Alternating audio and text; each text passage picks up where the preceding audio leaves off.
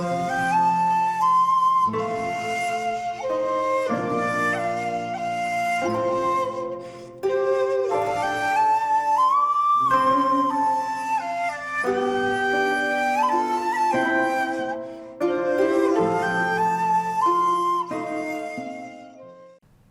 there, this is Solitude from Solitude Films, and welcome to 10 films that remade me. This was a challenge by a new member of the community, Cinearttherapy, who is a very intelligent and thoughtful guy who has just, as I say, started his channel. I think he's got 11 videos up. I'll leave a link to his channel so you can go subscribe. He's a very cerebral chap, and this challenge is fairly cerebral, and I'm not sure my tiny little brain will be able to handle it. So it's not the 10 films that kind of made you as far as moulding your tastes. This is 10 films that remade you. And for me, I'm not sure there are 10 films that necessarily remade me. I'm a fairly simple fellow with simple tastes. But there's certainly been films that have perhaps changed my perception of things, not necessarily changed my view of myself. My view of myself has been the same since day one. I have been defiantly the prototypical lone wolf. I don't have a cub. I don't have a wee cart that push round with that spears and knives come out of either. So I wouldn't necessarily say cinema or films have kind of remade me. I came out fully formed, with my psychosis already fully in place and locked and loaded. Cinema is a journey. As you get older, you do view films differently. There's obviously films that we loved when we were children or younger that you watch now and just don't have the same effect on you. When I was growing up, obviously Star Wars was a big thing. I still have the action figures from Star Wars, but I now watch those original Star Wars films. I don't have them in Blu-ray or anything. And they're good, solid films, but they're not life-changing films, and I certainly don't obsess about them now that I perhaps did in the old days. You could argue I obsess about a certain film made by John Carpenter in 1982 a little bit more. So I'm just going to go through these. I've still got kind of 10 headings. Now, tragically, because I'm moving, I don't have the films to hold up, which will be difficult. But I'll try and do this, obviously, as painlessly for you as possible, but that might not be the case. So, the first one is entitled I'm Different.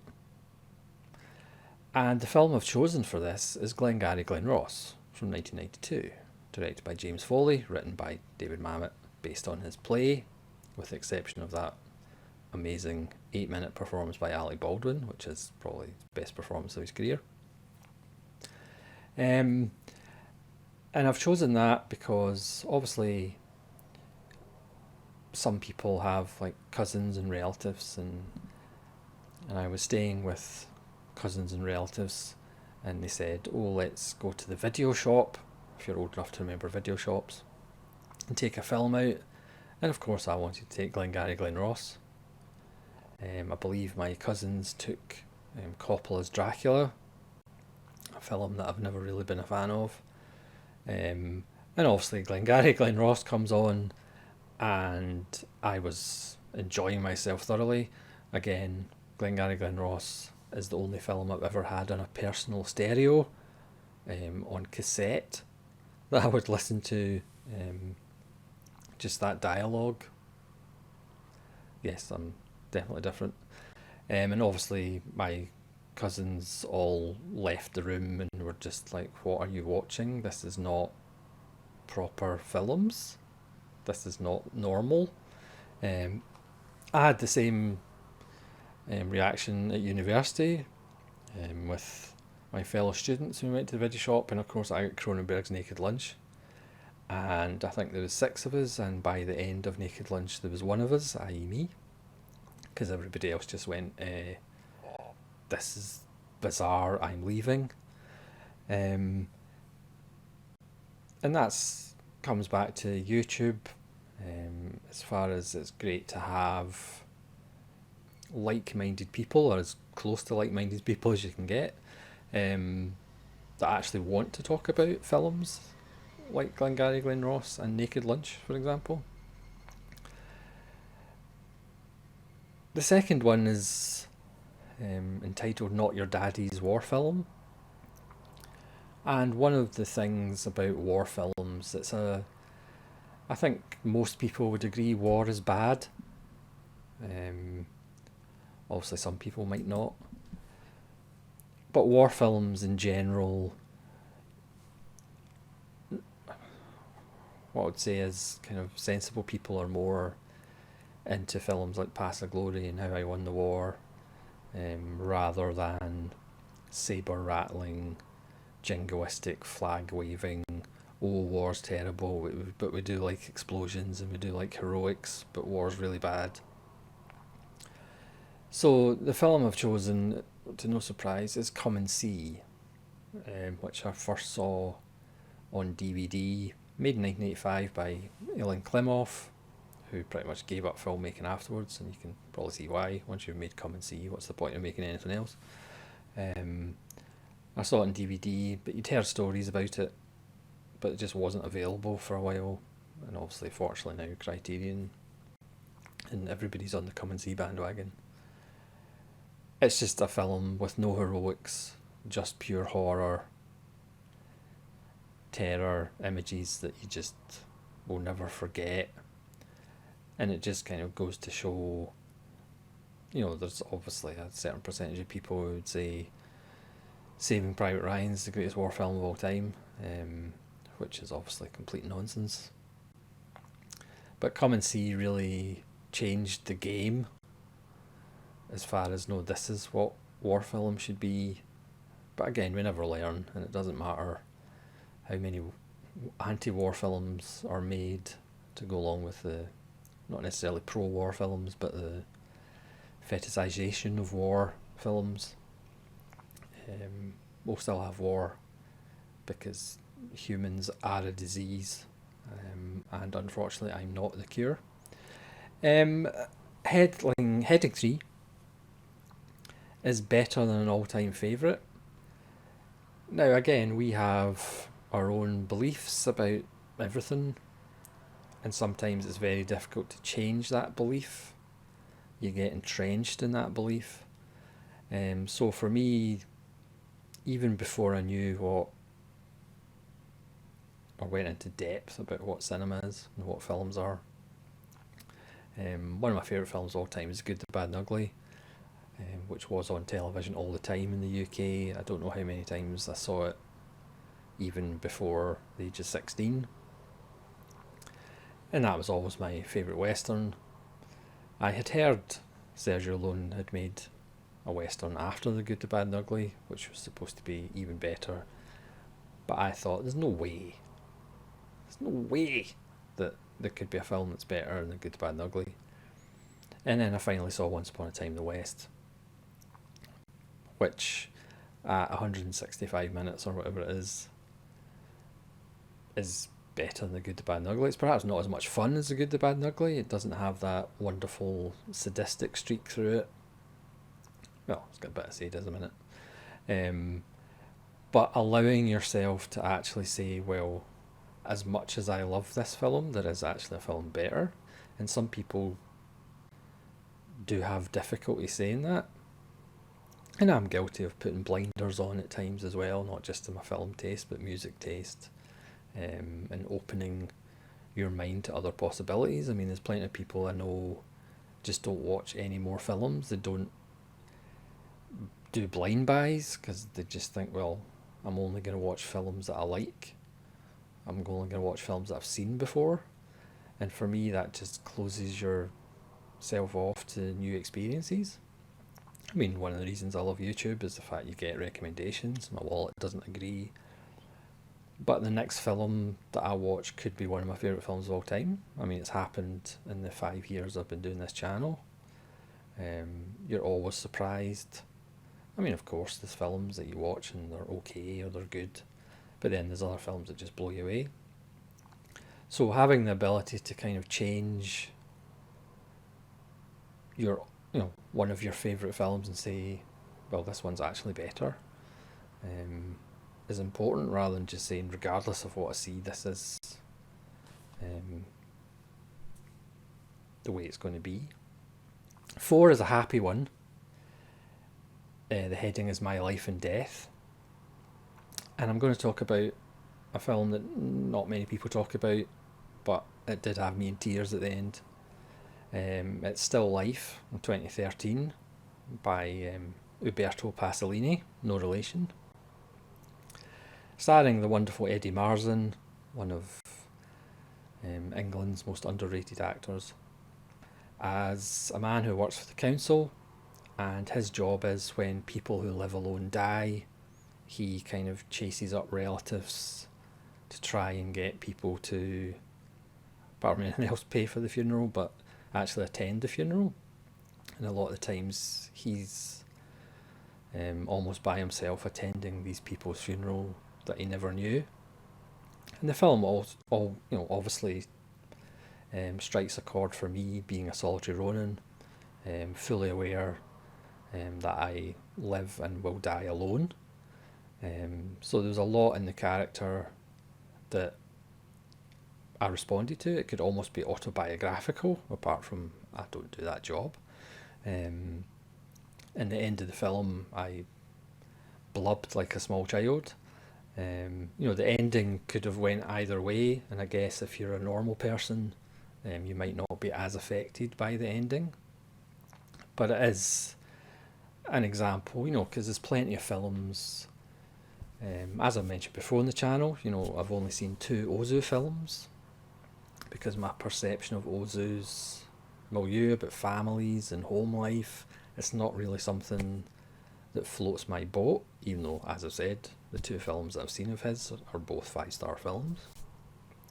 Some of the greatest films ever made. So there's going to be films that you just don't identify with, and then there's films that you think have been made specifically for you, and Still Life is one of those films. Sadly just available on DVD, but it is just one of those films that I responded to because it is my life, essentially. So number 5 is kind of similar to number 3. It's called Not the Greatest Anymore. And again, this is really about putting your beliefs and your hardcore beliefs and putting them to one side. So for me, my favourite filmmaker for just about 99% of my life has been Akira Kurosawa. And for me, the greatest Japanese film of all time is one of Kurosawa's films, whether that's Seven Samurai or Akiru or Throne of Blood or Yojimbo, or you could make a shout for Ran as well. And nothing was going to change that. The greatest Japanese film of all time is a Kurosawa film. And then eventually, and I don't know why it took me so long, I watched Kobayashi's The Human Condition. And I have to concede that Human Condition is the greatest Japanese film of all time. Obviously, Kobayashi has Harakiri, which is a masterpiece, and Koidan, which is a masterpiece, and some of his early ones on that Eclipse set, Thick Walled Room, The Inheritance, are just absolutely amazing as well. So again, it's that, to be able to open your mind and have an open mind, just about not in cinema, but just in general life, is kind of important. And to be able to change a belief when you're presented with another thing. The human condition is one of those films that should be sent into space to convince aliens that we're not complete morons, even though it shows us being complete morons. It's just an incredible achievement, and I know Cinearttherapy has a video on the human condition, which you should watch. As I said, I'll leave a link to his channel and his specific challenge to this video. And as he has put in his thumbnail for the human condition, it was not on the Sight and Sound, let alone 100, but I don't think it was in the 250 either, which is an absolute joke. And I don't think the next film was on the Sight and Sound 100 or 250, which to me is an absolute joke, because I did a serious, kind of semi-serious greatest films ever made list, and this was number 1. So this is physically changed, a film that's actually physically changed me, not emotionally or thematically or politically, but physically changed me. And it's Sergei Bondarchuk's insane 7-hour War and Peace from 1965, because literally my eyes melted and I had to scoop my eyes up. Unfortunately, the only thing I had was rusty spoons, and put them back in my skull and stuck my head in a freezer for 4 days and hope they kind of solidified again. Because by jingo, the images in War and Peace in 65 is just, those Napoleonic paintings that take up half a wall in museums. Every single frame of the 7 hours is like that. On Blu-ray it's done. I can't imagine if they ever did a 4K. I think it would be against the law if they did a 4K, because people literally would go blind and their heads would explode. My eyes have never been the same since watching War and Peace. It's just phenomenal. The next one is changing perceptions. Again, you could pick lots of films for this, and I've cheated and picked a couple. So one is costume dramas. Costume dramas have that reputation of being stuffy, strangely enough. And the kind of film that changed my mind about costume dramas, not Kubrick's Barry Lyndon, which I do really love, but it's Scorsese's Age of Innocence from 1992. I know it's controversial, but it is my favourite Scorsese film, which obviously manly Scorsese fans would probably throw up if they heard that. But Age of Innocence completely changed my perception of costume dramas. The Merchant Ivory stuff. But again, it's probably because it speaks to me, because it's about not getting what you want, which I think is a wonderful lesson for us all. And then the second obvious one is probably Ballet and Red Shoes by the Archers, which, yes, it's about ballet, but it's not really about ballet. It's about what you would sacrifice for your art. What would you sacrifice for your artistic belief? What would you sacrifice for your YouTube channel? Would you sacrifice your life, your personal life, for your art? Which is easier for me because I don't actually have a personal life. So that was a slight cheat, but again, it's a wide choice of changing perception, because you can have an idea about, and that's why you should watch non-English language cinema, because you may have a perception of a group of people, you may have a perception about certain countries, certain cultures, and then you watch a film featuring those cultures, featuring those people, and then you realise, oh wait a minute, we're similar, even though we live around the world from each other. We're all just as useless and should be wiped off the face of the planet as soon as possible. But change of perceptions is a kind of obvious one. The next one, again, this isn't really about being remade, so I apologise to Cinearttherapy for probably missing the whole remit. But the importance of being honest in your beliefs, well, apart from those kind of beliefs, it